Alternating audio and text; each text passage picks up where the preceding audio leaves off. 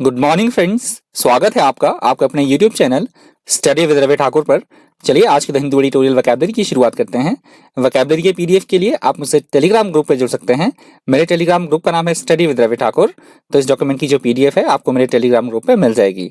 Telegram group का link मैं इसी वीडियो के डिस्क्रिप्शन बॉक्स में भी डाल दूंगा, तो आप डिस्क्रिप्शन बॉक्स में जाकर मेरे टेलीग्राम ग्रुप के लिंक को एक्सेस कर पाएंगे। तो चलिए शुरुआत करते हैं आज की द हिंदू एडिटोरियल वोकैबुलरी की। आज की वोकैबुलरी का पहला वर्ड है एम्पास। एम्पास यहाँ पे नाउन की तरह यूज हुआ है। इसका मतलब होता है कोई दो समूह है, कोई दो व्यक्ति है, किसी बात को लेकर उनके बीच में आपसी आम सर्वसम्मति ना होना, किसी बात को लेकर उसको बोला जाएगा इम्पास। मतलब उसको बोला जाएगा गतिरोध की स्थिति, वो आगे बढ़ नहीं पा रहे हैं, किसी भी तरह का कोई डिसीजन नहीं ले पा रहे हैं, उसको बोला जाता है गतिरोध की स्थिति, और इंग्लिश में बोला जाएगा उसको impasse. A difficult situation in which no progress can be made because the people involved cannot agree what to do. That is called impasse. अगला शब्द है डिसंगेजमेंट। डिसंगेजमेंट यहाँ पे नाउन की तरह यूज हुआ है। इसका मतलब होता है किसी चीज से छुटकारा मिलना, राहत मिलना, उसको बोला जाएगा हिंदी में छुटकारा मिलना है, राहत मिलना, और इंग्लिश में बोला जाएगा disengagement. Disengagement is a process by which people gradually stop being involved in a conflict, activity or organization. That is called disengagement. अगला शब्द है ट्रांसग्रेशन। ट्रांसग्रेशन यहाँ पे नाउन की तरह यूज हुआ है।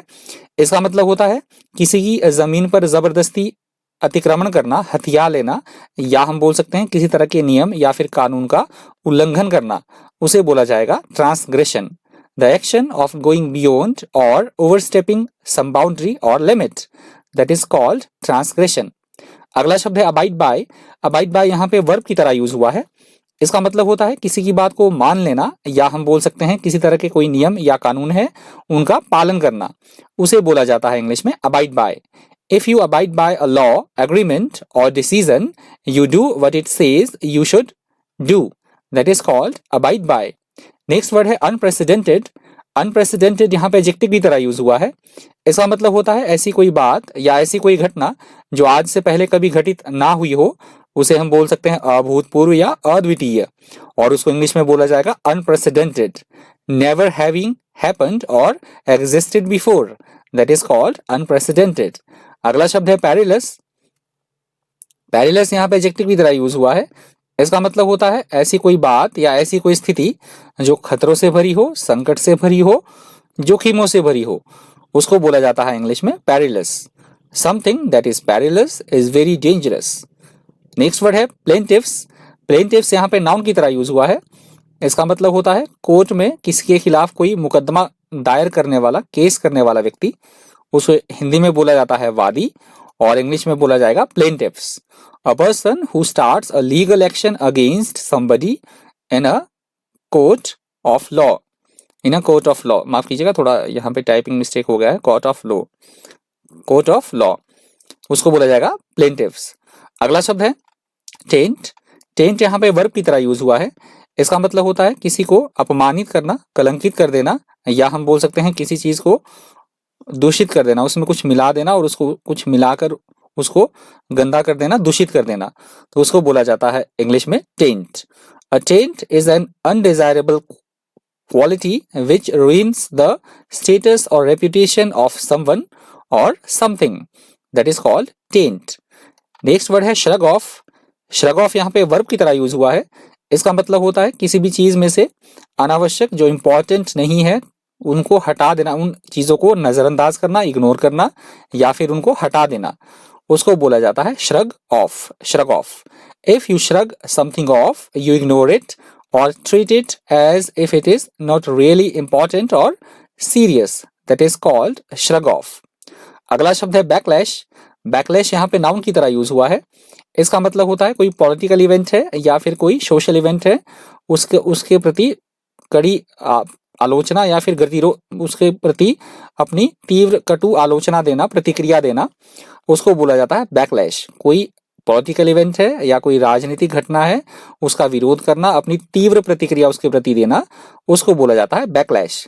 अ बैकलैश अगेंस्ट अ टेंडेंसी और रिसेंट डेवलपमेंट इन सोसाइटी और politics is a sudden strong reaction against it, that is called backlash. Next word है फ्यूटाइल। फ्यूटाइल यहाँ पे एडजेक्टिव की तरह यूज हुआ है। इसका मतलब होता है ऐसा कोई काम जो एकदम बिल्कुल निरर्थक हो, यूजलेस हो, व्यर्थ हो एकदम, उसे बोला जाता है futile. If you say that something is futile, you mean there is no point in doing it usually because it has no chance of succeeding. That is called futile. अगला शब्द है immense. Immense यहाँ पे adjective की तरह use हुआ है। इसका मतलब होता है किसी चीज का बहुत बड़े स्तर पर बहुत अत्यधिक प्रभाव होना, उसको बोला जाता है immense. If you describe something as immense, you mean that it is extremely large or great. That is called immense. अगला शब्द है startle. Startle यहाँ पे वर्ब की तरह यूज हुआ है।